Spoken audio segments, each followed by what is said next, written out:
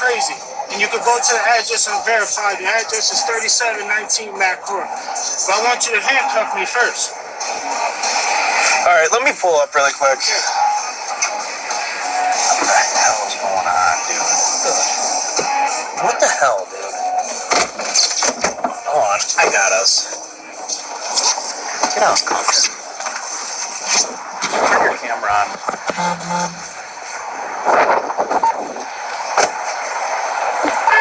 Two Florida radio. Go ahead. Yeah, you can put us out, or clear us off of this assignment. No cause. And put us out at 44 on Clark with a male. You approached our vehicle and said that he just did something bad, and he's going to give us an address on Mac Court as to what he did and where it's at. Two friends of his, vinieron a buscarlo. they came to get him. Era como las 1:20. It was around 1:20 in the afternoon. She told him not to leave. Porque yo temía que algo le pasara. She thought, she felt that something was going to happen to him. Detectives say the community is very close, and they're hoping that that closeness will bring someone forward. Anybody who has information or is even a little bit of information can help us piece this together and lead us in a direction of finding out who did this to him and his family. She knows Que Dios va a hacer justicia. that God's going to do justice.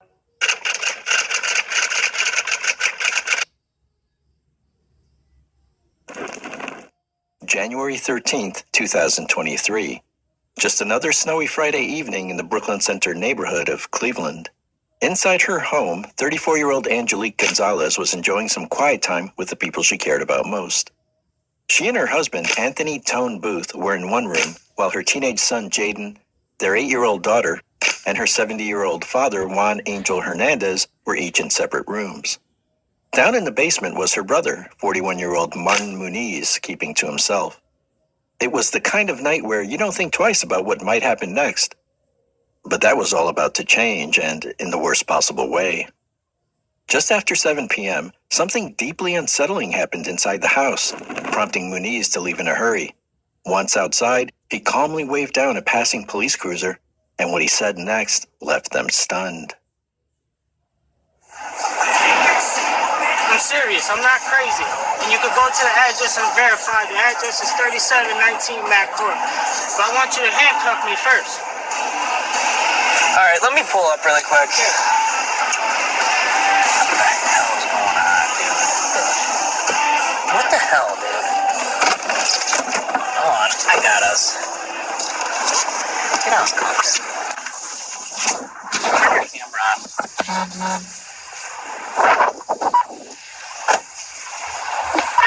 Two Florida radio. Go ahead. Yeah, you can put us out, or clear us off of this assignment. No cause. And put us out at 44 on Clark with a male. You approached our vehicle and said that he just did something bad, and he's going to give us an address on Mac Court as to what he did and where it's at.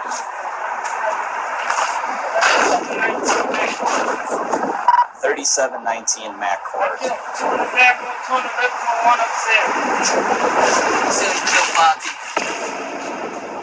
He said that he killed 5 people.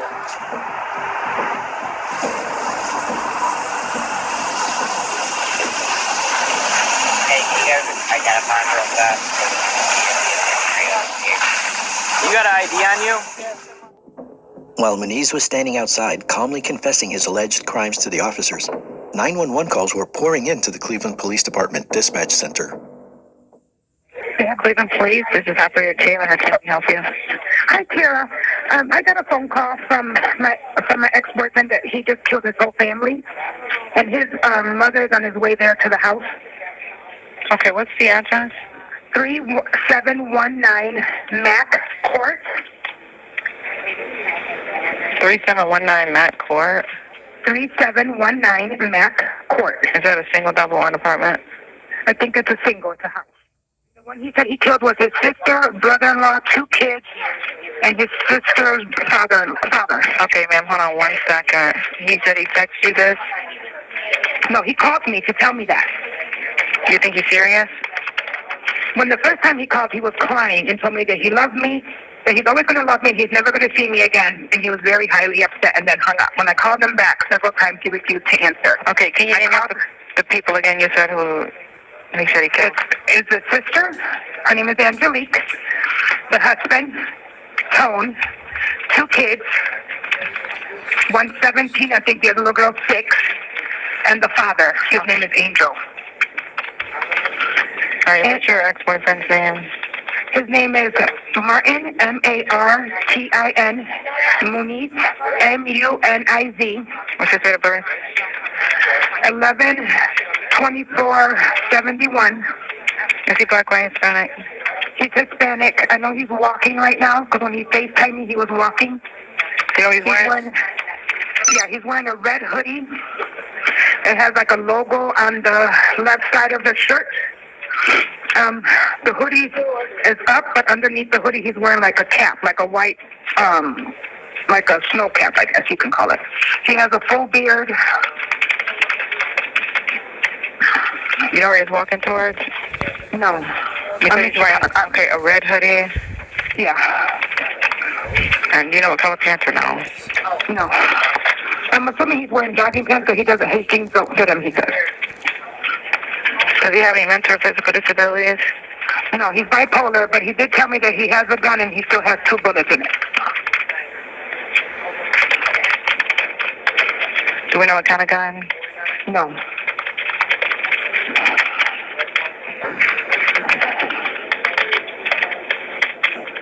And I know the mom and the grandmother are on the way to the house.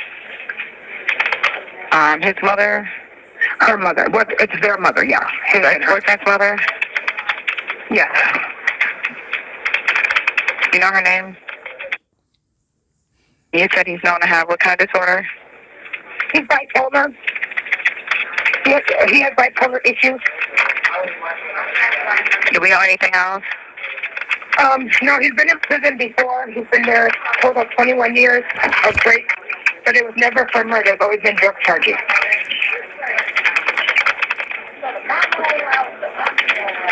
So he called upset and crying? Yeah, the first time he did. The second time when we talked on FaceTime, he seemed he seemed more calm, but he just kept saying over and over because I did it.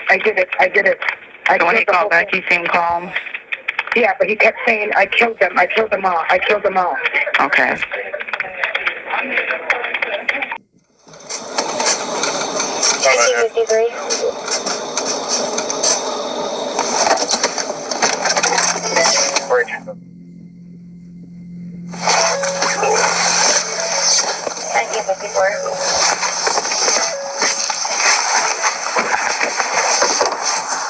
Hi, my daughter lives here. I got a call from 2 cousins. My son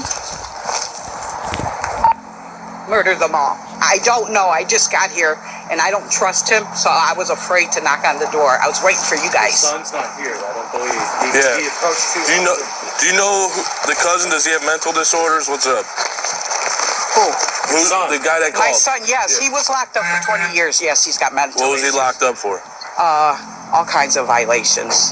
Like violence yes, against people? Yes, yeah. Okay, he well, was locked up for just 20 hang years. tight for us.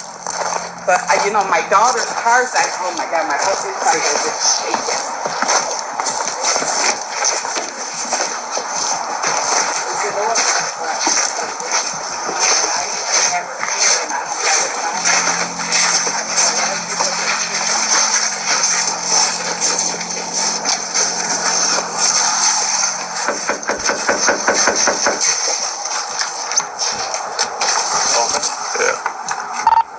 25 radio. The front door is open.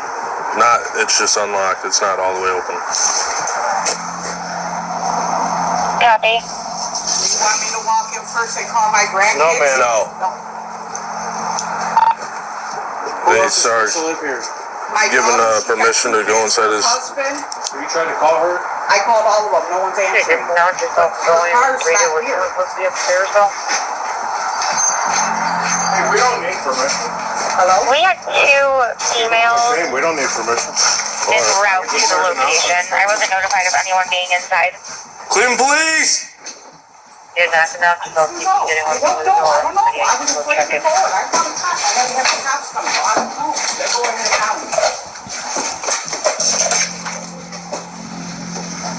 Oh, shit. Cleveland Police! Somebody's on the bed. Oh, yo, it's real. Get EMS rolling. Where are you going?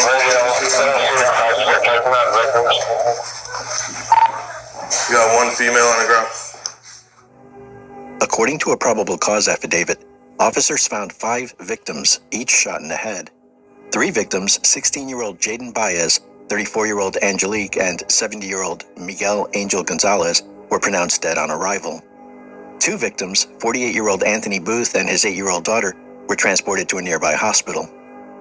Anthony Booth succumbed to his wounds, while the 8-year-old was treated for her injuries and eventually recovered, albeit with the horrific loss of her immediate family members. Homicide detectives and crime scene units arrived swiftly, trying to make sense of the horror that had unfolded. What could possibly drive someone to commit such a brutal massacre? There was only one person who could answer that: Martin Muniz.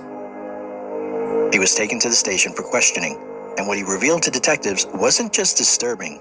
It was the kind of confession that would haunt them for years to come.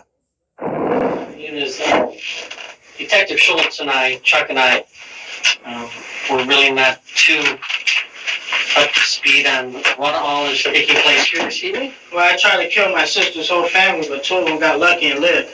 2 of them got lucky and lived.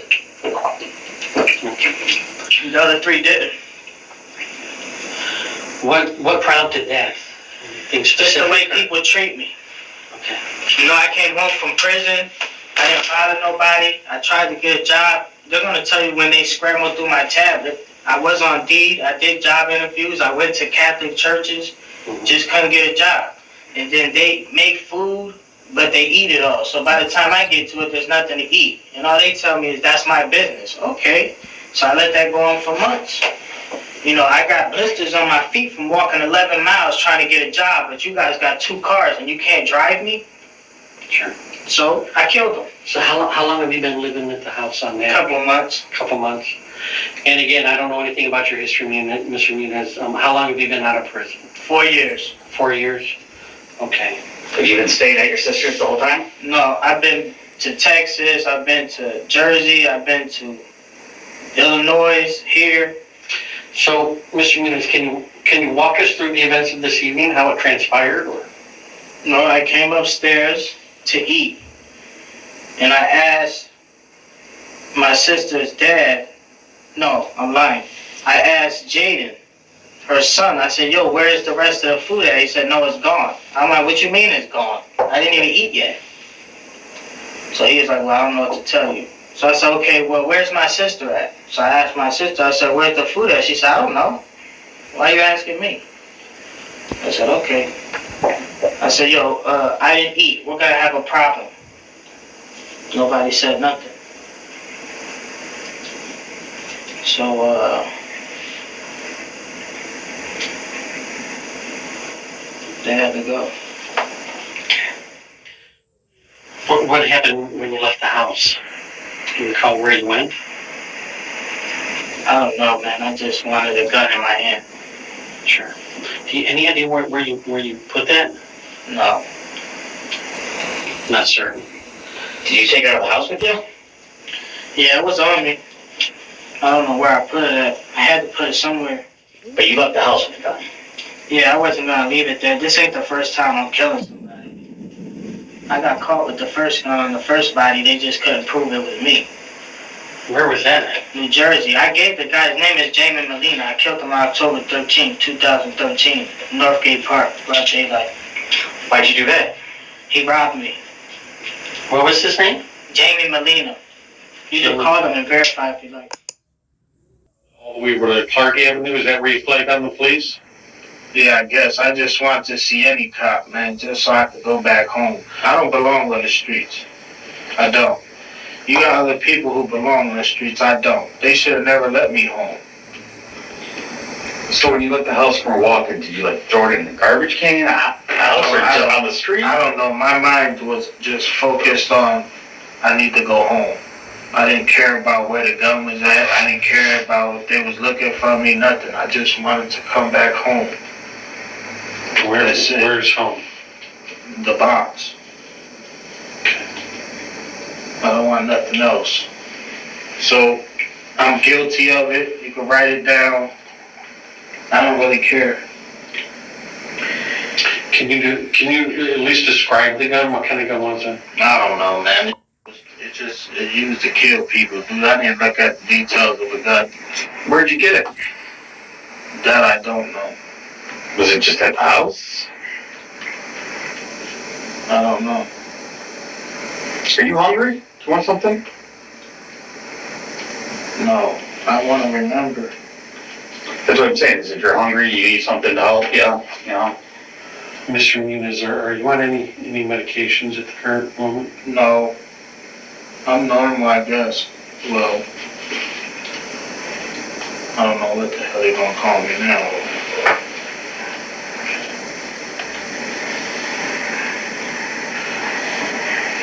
So, do you recall who all was in the house?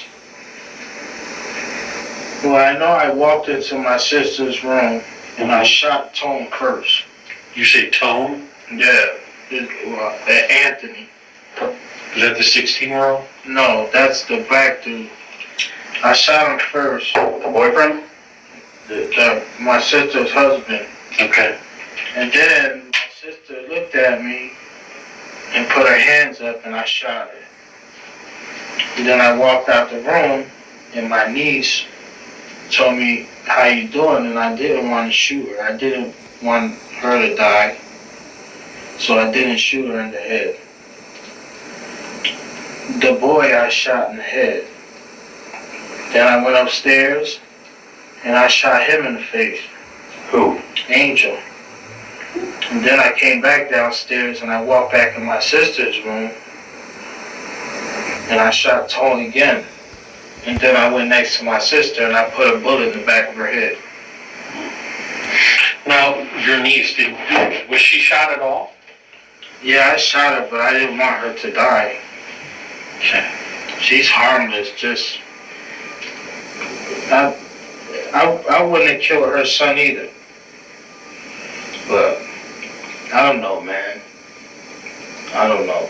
I didn't want her to die. So I didn't shoot her in her face. Okay. The guy upstairs that died, he used to beat me as a kid. And he got away with it because nobody would listen to me when I used to ask for help. Nobody listened. Who was he? He raised me. Angel, you said? Yeah. He raised me. He used to beat out of me, you know, have me kneeling down on heater vents and digging holes. And he bought a snakeskin belt. I used to have to do push-ups, so he smacked me in the back of the head. He used to take toolboxes and slap me with it, throw bricks at me. The last thing was he bought a bullwhip. And that's when I ran away. So I killed him. Mr. Muniz, you said you got out of prison, what, four years ago? Yeah, at the end of 2018. And how long have you been in there? Altogether, I did 21 years, but in between, I've been home maybe 4 times. Okay. Yeah, about 4 times.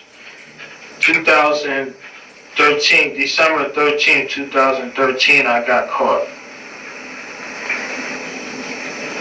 I had the gun that I killed Jamie with. And I copped out to the gun so they wouldn't pay attention to the murder. And it worked. They gave me 5 with a 5, day for day. That was here? No, that was in New Jersey. So, you said you killed Jamie because he robbed you? Yeah, he robbed me in the morning. Mm-hmm. And I told him when he was robbing me that I would give him my money. It's unnecessary for you to... You know, a scary guy will shoot you faster than I will. Mm-hmm. And he started shaking, and I'm telling him, dude, just take the money I'm giving you and go. Like, I'm not even going to look for you because I understand the streets.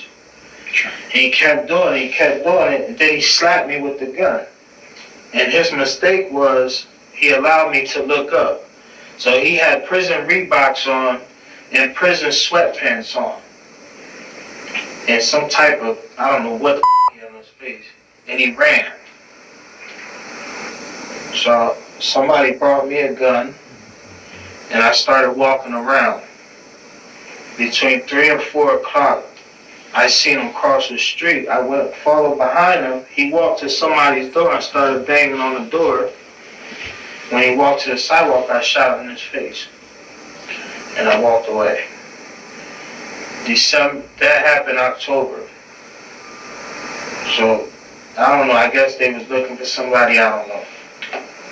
December 13th was Friday of 2013, and there was 3 kids throwing snowballs at a police car. So, and I had drugs on me. I was going to pay them $500 each to stop so I could get the hell away. Well, that didn't work.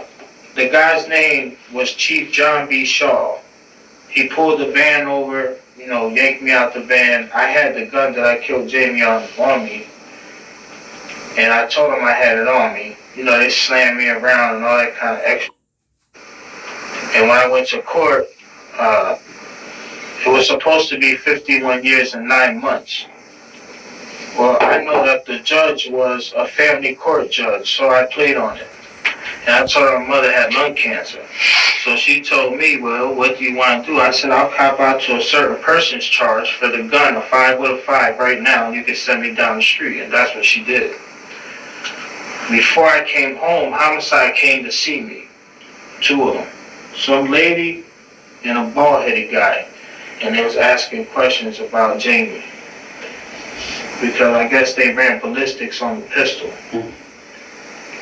So, during their questioning, I kept asking them, are you charging me with murder or homicide or anything like that? And they kept saying no. I asked them 3 times. After the 3rd time, I said, I don't want to talk no more.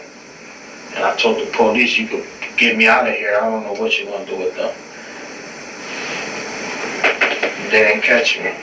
This one right here, I don't feel like running. I don't feel like going through difficulty. So I figure I just kill a whole family, tell you guys come get me and go back home. So you guys are making it harder than it needs to be. All you have to do is say I'm guilty on the paper. That's it. We're not trying to make it complicated. Well, they are. You know how many people was on that street? Then you got... No, we weren't over there, so we had no idea. To be honest. What I find amazing is if I'm in a police car and you have people walking up there that I guess they feel some type of way that I killed them. If you're really going to do something to me, why are you standing in front of the cops? Why not just wait till the police car starts moving and shoot at it? So you want to be seen. And this is why I can't live with. People on the streets are stupid. They don't have no sense. They want to be seen. They want to be the center of attention. I don't. Just put me back in the box and forget that pill, whatever. I don't care. Whatever, however they're going to play it. Send me back there. I don't want to be seen. I don't belong out here, man. I can't get used to this out here. They don't have no respect out here. Everything is a problem out here. If I walk too hard, it's a problem. If I don't get a job fast enough, it's a problem. You know how much I weighed when I moved to my sister's house? 320 pounds. Do I look like I'm 320 pounds, man? Because they starved me. I just had to sit in the basement and shut up like a dog. Well, I got tired of it. I never been nobody's. I let them live because she was my sister for as long as they was living, or she would have been dead. And I kept telling them to stop messing with me. Just leave me alone. I'm going to get a job. It's just taking me longer than most people. Somebody doing an application or interview is going to ask you, you've been locked up. Yeah, I did 21 years. You think they're going to hire you, man? It's not easy. And they kept doing me, man. Or they make smart little comments. I know your feet hurt. Yeah, my feet hurt. Dude, I walk 11 miles trying to get a job because you won't drive me. And I'll pay you gas money when I get paid, dude. I ain't doing nothing for free. What hurts me the most is he lived. That's what hurts. Is that Angel? Nah, him. The black dude lived, man. Joey. Both of them came home that day and they started acting funny. So first she told her son to make something to eat. At 10 o'clock at night, she told him to make some, I don't know if you know what they are, but empanadas. They look like, okay, she told him to make, at 10 o'clock at night, he had to make 3 packs of those for her to give it to her, whoever. And her son told her, Mom, I have to go to school. She said, I don't give a f.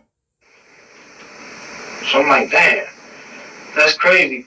I came upstairs and I said, yo, Jay, you ate today? He like, nah.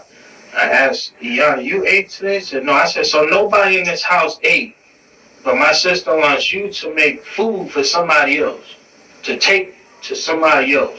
But none of us ate here in this house. So I went to the basement. I said, damn, I'm getting tired of it. I'm getting tired of it. And I couldn't sleep. And that's all I thought about, man. Just get rid of them. And then today, they came home. My sister ordered cleaning supplies delivered to the house. So I cleaned the house up. And then she came home. And they made chicken and macaronis and mashed potatoes. So I'm like, all right, cool. So I went downstairs in the basement. I'm on my bed. And my feet hurt because I got blisters on my feet. So I was laying down for a while, but in my head, I'm going to go upstairs and eat later. Right. And I went upstairs. I don't see no food nowhere. I'm like, man, what the? And that was the last straw, man. I said, man, this. I'm tired of this. I'm already losing massive amounts of weight, like I'm on crack or something. And then I come home, so my thing was, I would clean the house to justify me staying there. So you can never say, I'm not just living there. And then at the same time, I'm trying to work. I'm walking around trying to get a job or whatever. And then I sometimes I would cook for them. I just got tired of it, man. Listen, I'm going to be honest with you, dude. People like me should never come home. Never. You know, everybody, you got people in there that cry about coming home. Oh, man. I've been there my whole life. I'm 41 years old and I got 21 years in a box. Dude, don't let me out. And I told him that before I left.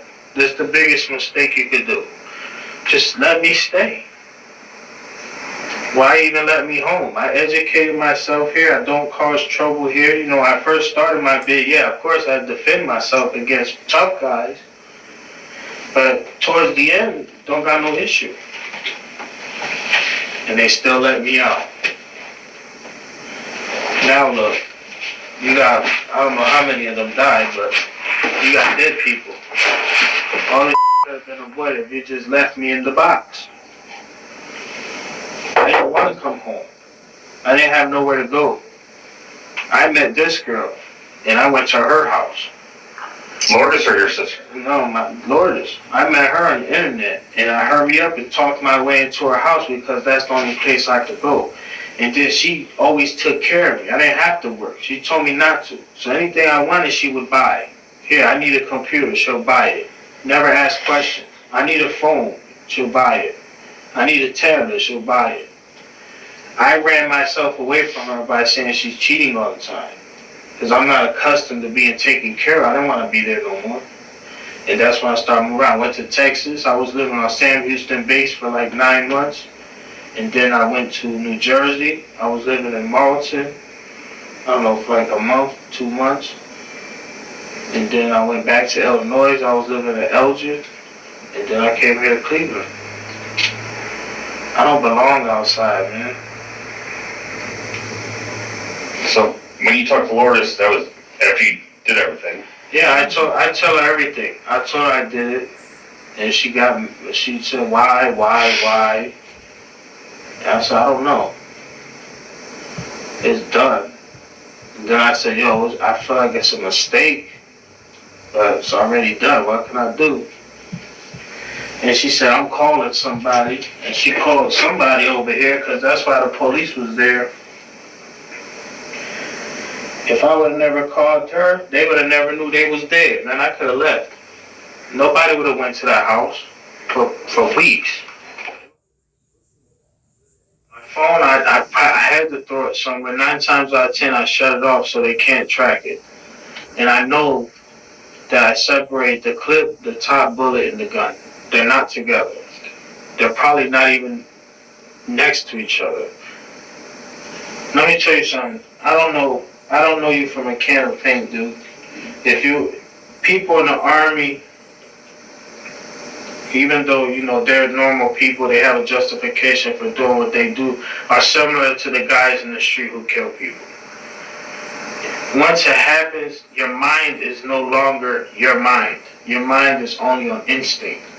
And my instinct was to separate the gun and get rid of it so that nobody could grab it. So I know a kid can't grab it because I wouldn't have put it in his reach. In fact, I wouldn't have put it in your reach. And you're a grown man. So 9 times out of 10, the gun is somewhere that ain't going to be found.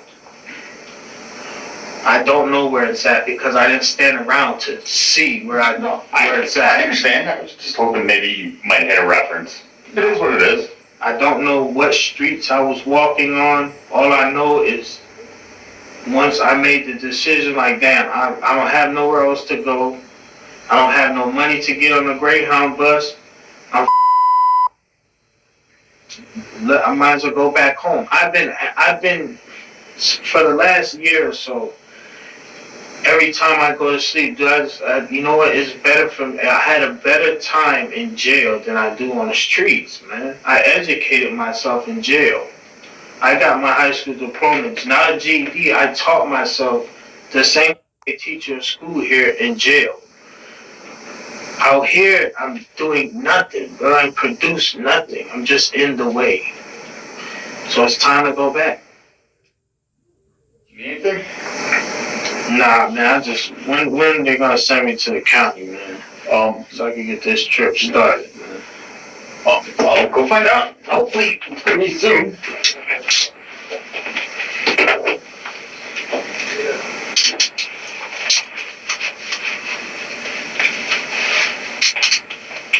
Give me your key.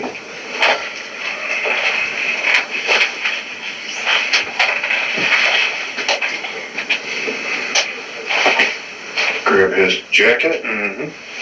And you got the cops? Yeah. Initially, Muniz was on track for a spot at the Chillicothe Correctional Institution, also known as Ohio's Death Row. But that fate changed when he agreed to plead guilty to 4 counts of aggravated murder and 1 count of attempted aggravated murder. In exchange, he avoided the death penalty and was instead sentenced to 4 consecutive life terms without the possibility of parole. Additionally, he received 15 years for firearm specifications and up to 16.5 years for the attempted murder charge. It seems that Muniz does value human life after all, his own.